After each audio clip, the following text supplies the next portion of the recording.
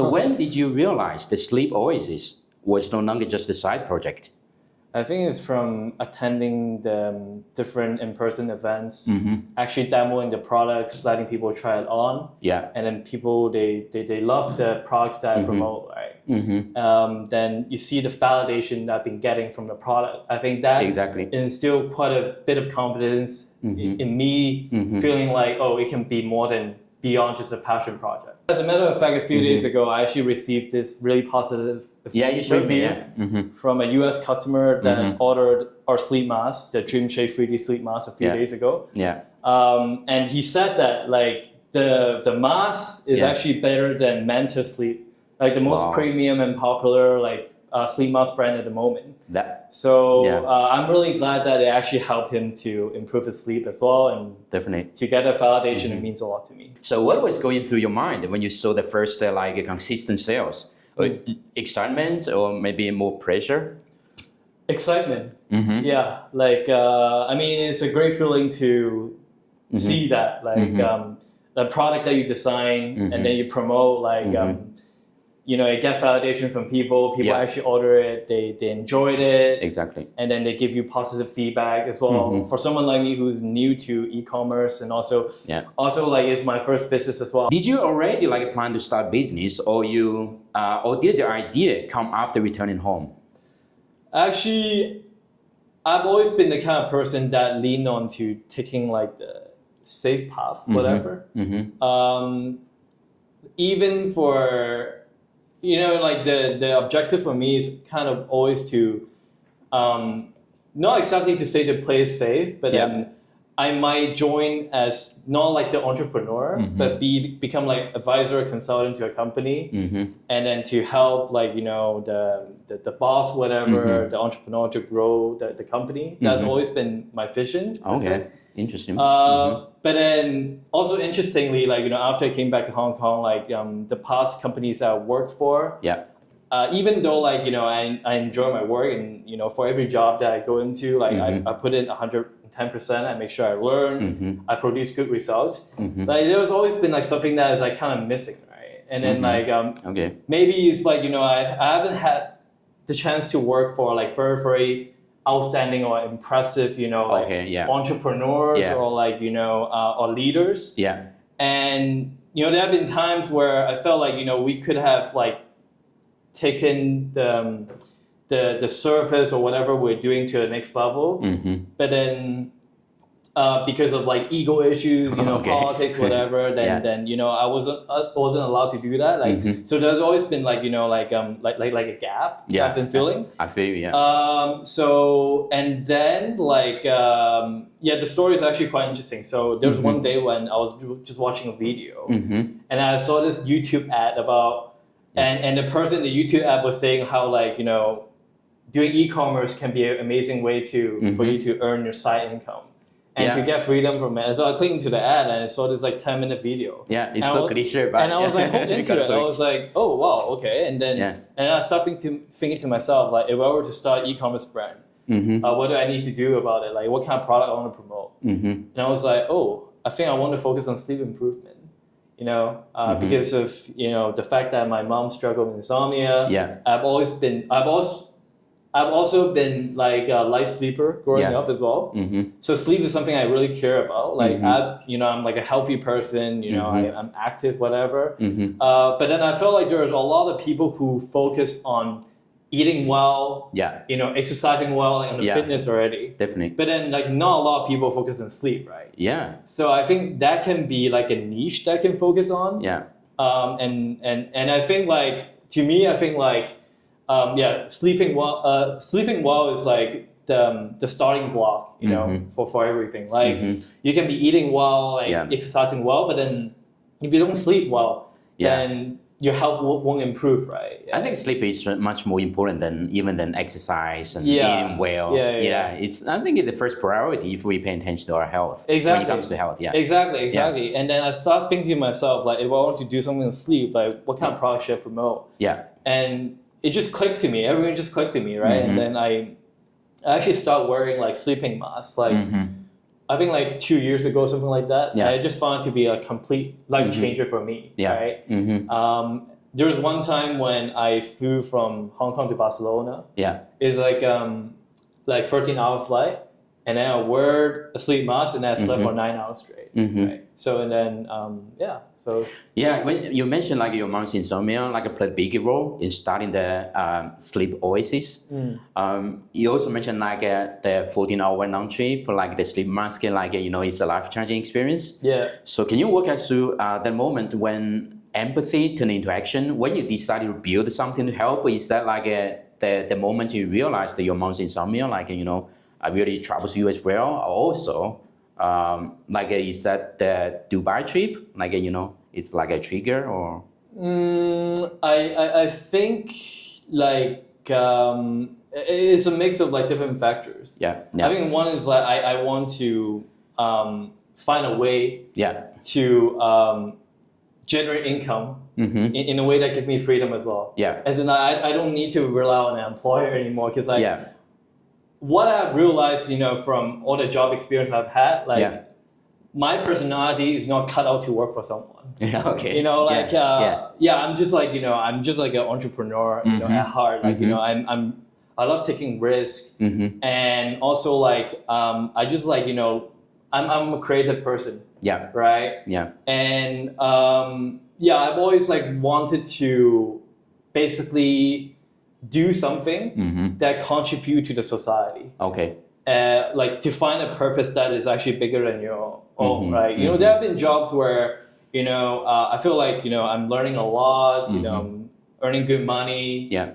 And then it's quite stable as well. And also like there are remote jobs as well. Yeah, like, that's true. Who wouldn't want that, right? Yeah, exactly. I can work flexible hours. I can, I was like a digital nomad for my past 3 jobs. I can travel to, I don't know, like Thailand, Indonesia, while working at the same time. So a lot of people actually that's my dream job, actually. Actually envy that. But then it was good until it got to a point where like, I want to do something that's meaningful as well.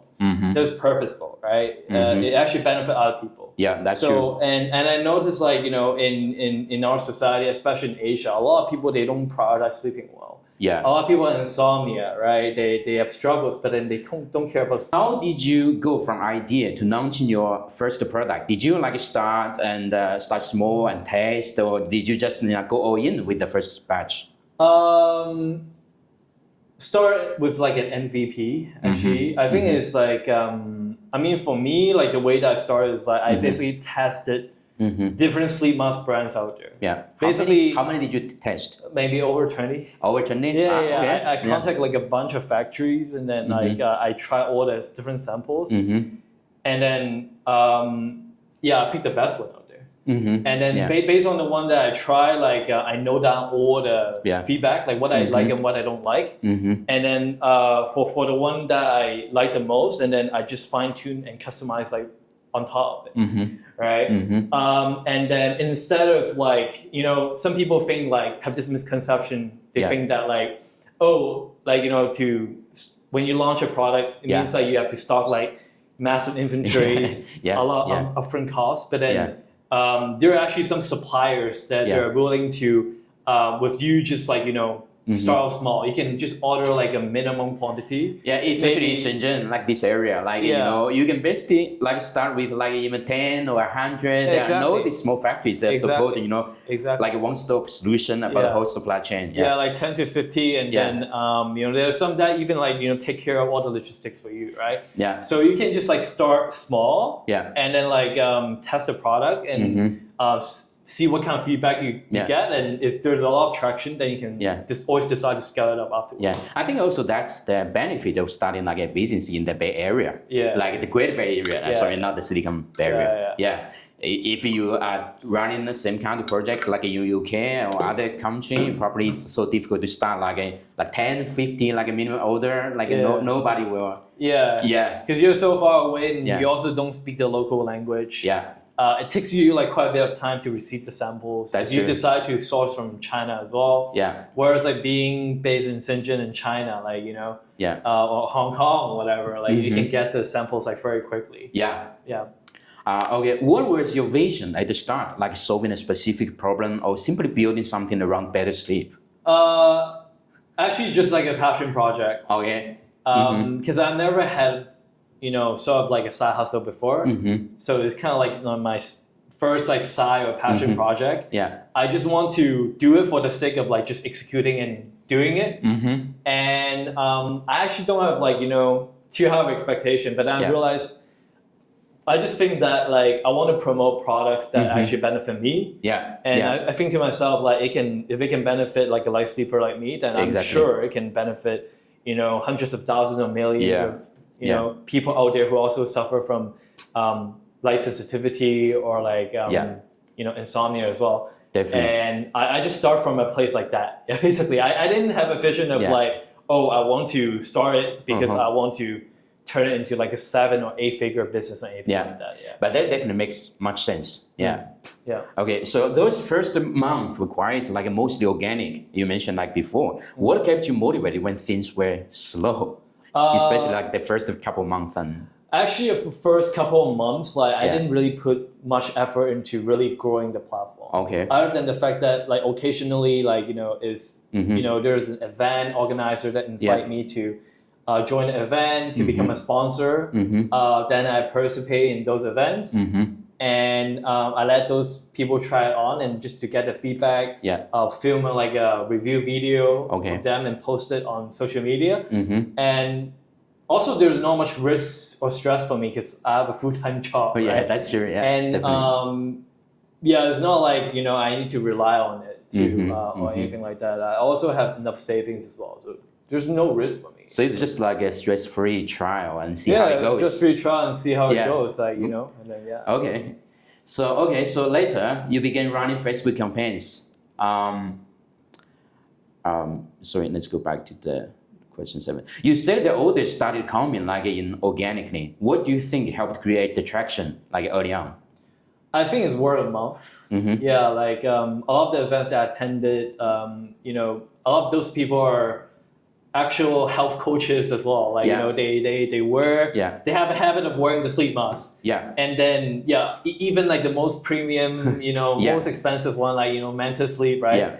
They pay like $100 for a sleep mask, and then they try mine, which I'm currently selling it for $35, and they say like, "Oh, mine is actually better." Yeah, not because of the price. Yeah, not because of the price. It's like the best that they have ever tried, and I was like, "Oh shit!" Like if I can get such validation from them, I'm pretty sure it can benefit other people, and like there's potential in the product as well, and Makes sense. Okay. Later, you began running Facebook campaigns. What did you learn from that experience? Like, what worked and what didn't? Facebook ad campaign.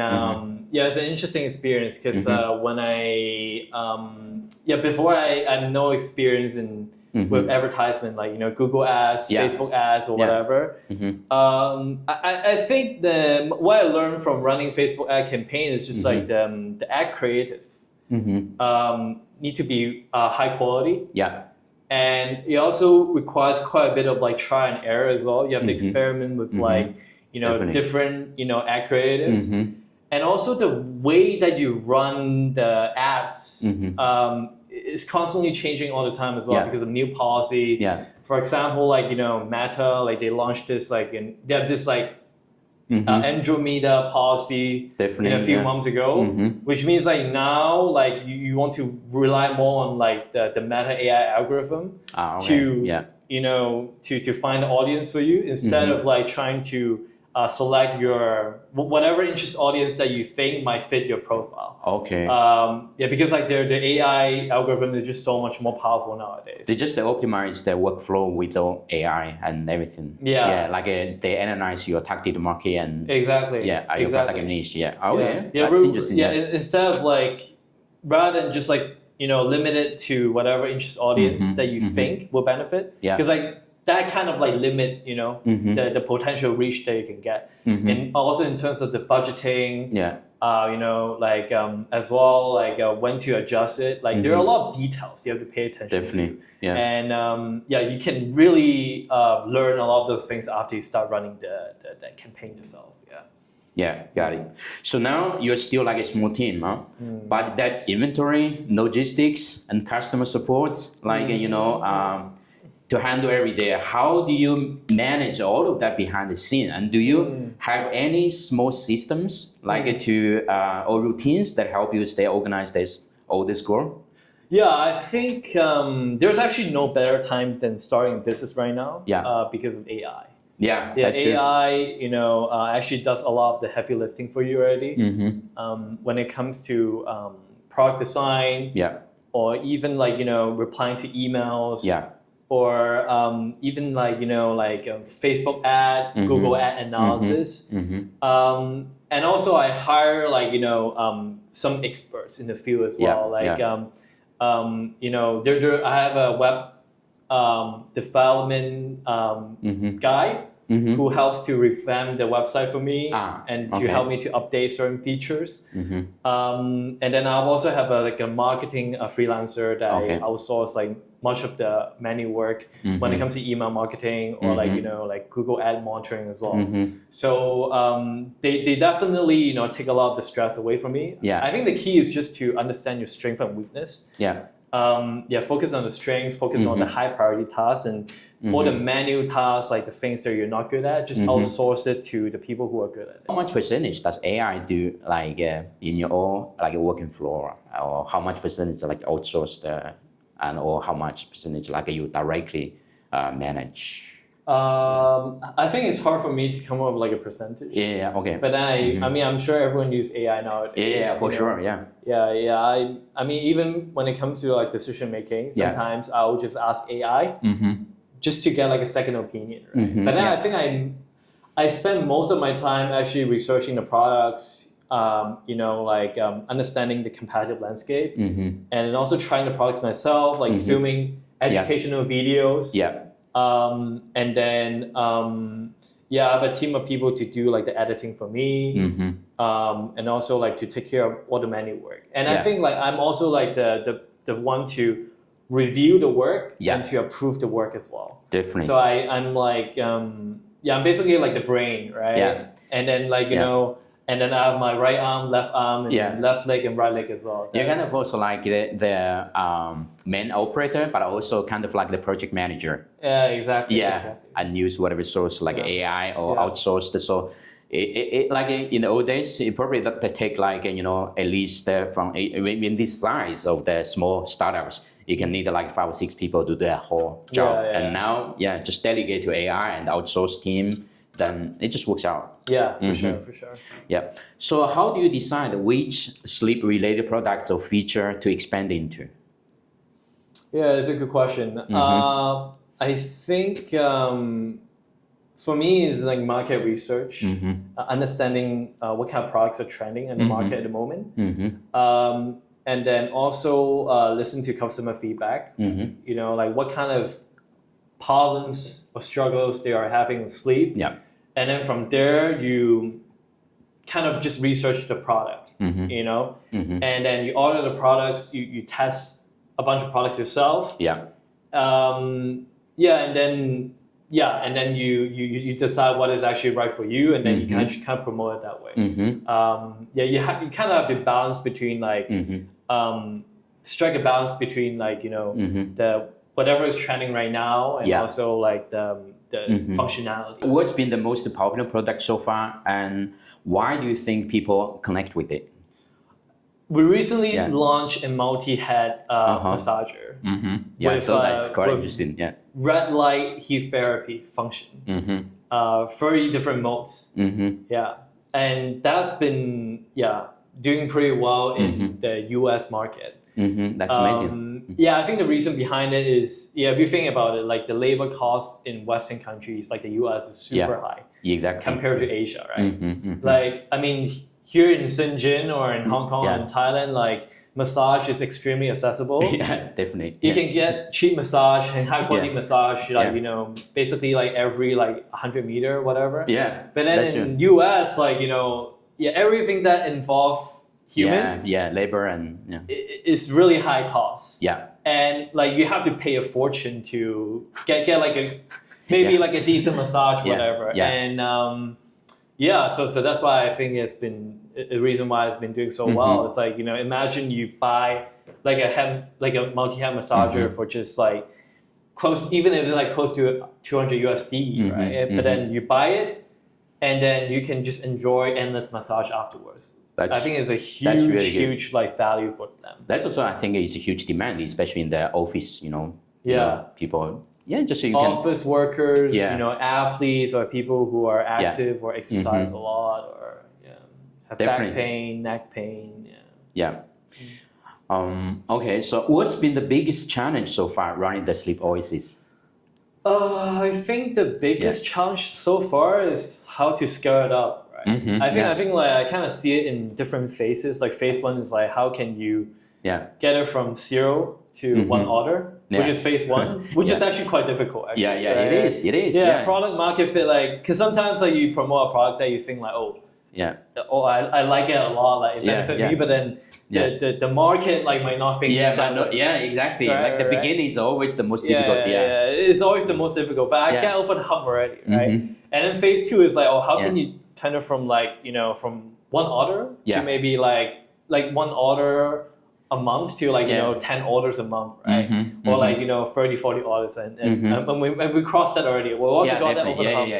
The next step. Then the step 3 is like how can you scale it like 10x, 100x? I think right now it's like the challenge we're facing, and there are different ways that we can do it. Like right now I'm actually thinking, right? Like does that mean like I need to outsource the work to like an experienced marketing agency who has a proven track record of like working with different e-commerce brands and then help them or to scale it up like into like 7-8 figure business? Should I invest in like an agency like that, or should I don't know, like invest in other potential channels? So right now I have my own like e-commerce online store. But then does that mean like I have to start TikTok shop, or like I try like running like Google, Facebook ads? Does that mean I have to invest more in influencer marketing? So there are actually different ways of going about doing it, but like what pathway should you choose, right? Like that is like quite perplexing to me. Any mistakes or surprises that turned into key lessons? For sure. I think the top lesson I learned is to really verify and learn to do the thing yourself before you trust and delegate it to someone else. I definitely, there have been times where I interview someone or like some small agency, and then they promise the world, right? And that's true. And then they really nail the interview, like they analyze your website, whatever. They point out like some seemingly good suggestions that you can take, and you think like, oh, that person, that agency might be legit. But after you hire them, they make some like really low level mistakes, and then like for example, there's this like Ukrainian like marketing agency that I hire, like and then they seem to really nail the interview, right? When I interviewed them, but then they make some low level mistakes, like for example, like when it comes to running Facebook ads, right? It was actually like a Cantonese Chinese ads. But then they actually set the ad in the wrong location in the US. Damn. So I check it, like I was just like looking at my Meta ad account, like whatever. I saw like, oh, it's a Cantonese ad, but what were some of the audience in Wyoming? And I looked like it was set in the US, and I just messaged them like, how can you make some low level mistake like that? And the other wrong hire that I made was like in early on like. Some Indian, SEO so-called expert, and then like he created like some spammy backlinks, as a way to try to boost the SEO. I was like, but like I noticed the errors, and I immediately like I move on right away. So but it's also part of the process, right? Part of the learning process. That's true. And I think what I really learned from it is like you have to put in the effort. And the time to understand how to do the things yourself. In the case of like meta ads or SEO, you need to learn and do it yourself first. So once you have the knowledge, you can be better at evaluating the talent. To really see and judge for yourself, like who is good and who is not, right? That's true. Rather than like, you are entirely new to the thing, and then like then someone can just sweet talk you and they promise you the world, and then you got sold and you bought into it, then you just don't know like waste all my money. The money just waste all different places. Then no orders come in. Exactly. Then exactly. you realize then fuck. I got fucked. Exactly. So that's also my experience. Like when I use AI. Like people and other people just assume I can just run the AI to do everything for me. But from my personal experience, it's like if you want to master the AI, let it do exactly what you want. You have to understand and know what exactly you want. Exactly. And if that's a mistake or that's something wrong, you have to ask it to go to the right direction and correct mistakes it made. That's so definitely you have to understand the whole whatever. At least you know what you exactly want. You need to understand what you're getting out of it. You can't just expect like agency, freelancer, AI just to do all the work for you. You don't have to you don't have to know everything like technically, but you have to know how it works and what you exactly want. Exactly. Makes sense. Okay, so running a brand solo can get overwhelming at some times. So when everything depends on you, like marketing, operations, customer replies, I saw you still reply to every customer yourself, right? I do. So how do you keep your energy and motivation steady? Do you have any ways to recharge or reset when things get too intense? Yeah, for sure. It's a great question. I still make sure Did you sleep well? Sorry. Yeah, for sure. I still make sure I sleep 8.5 to 9 hours a day. That's good. Yeah, sometimes I take afternoon nap as well because I think it's like I need to walk to talk, right? I can't just be promoting Sleep Oasis or it's like a brand to help you to improve the sleep. And then like me as a founder, I'm sleeping 3 to 4 hours a day. I mean, I've worked for like a health tech company before, where I mean the whole premise is to help people to like take better care of their health. But then the founding team, the founders, they're sleeping like 4 hours a day. It doesn't make any sense. It makes no sense. You have to preach. You have to execute what you preach, right? I think it's so important, and I think like, it's so important to take good care of yourself because like, especially you as the leader, the founder, like where if you're sleep deprived, then your decision making ability, your ability to execute just goes down to the drain. And aside from sleeping well, I also make sure I exercise. I'm a pretty active person, so I go to the gym like 3 to 4 days a week. That's good. I walk in the park sometimes, and then I love swimming. So just make sure I eat well, I sleep well, I exercise well. What's your main focus for the next 6 to 12 months? I think eventually I want to turn it into like a 7 to 8 figure brand, and I think it's doable. With the growth definitely doable. With the growth that we'll be having, I think like for the next 30 days, I think hitting like a 15,000 USD dollars sales is not an issue. So I think I definitely see it to grow and scale up the platform even more. And right now we are running our own online store, but then I'll be venturing out into starting like TikTok shop as well. That's cool. That's awesome. Are you planning to expand beyond Hong Kong soon? If so, like which market are you in first, and why? Yeah, we are already doing it. We're already doing it. Last time, like we talked in Hong Kong, you say like you're still like in Hong Kong local market, and now just 2 weeks or something. We launched in US 2 weeks ago, and then so far we've been seeing really good traction. Especially with the massager product. And then we launched in Australian market a few days ago. So things are still ramping up that way. That's awesome. We picked Australia because I think it is it's a country where people, they really prioritize their wellness. People are very health conscious. They're outdoorsy, they're active. So that's awesome. That's awesome. So looking ahead, and do you see the Sleep Oasis evolving into like a broader lifestyle brand, or like just to stay and focused on sleep-related innovations? Yeah, it is a lifestyle brand. I think I'm the brand, you know. Yeah, you are the brand. Yeah. So I think it's. I mean, the brand is a reflection of my lifestyle, actually. So not just limited to sleep-related products, but more like healthy-related lifestyle. Yeah. Broader brand. For sure. I mean, me as a person, you know, aside from sleeping well, I also like, you know, taking sauna, the ice bath, going to the gym, hiking, swimming, doing different sports as well. What would you say to other young entrepreneurs who want to start small but meaningful projects like yours?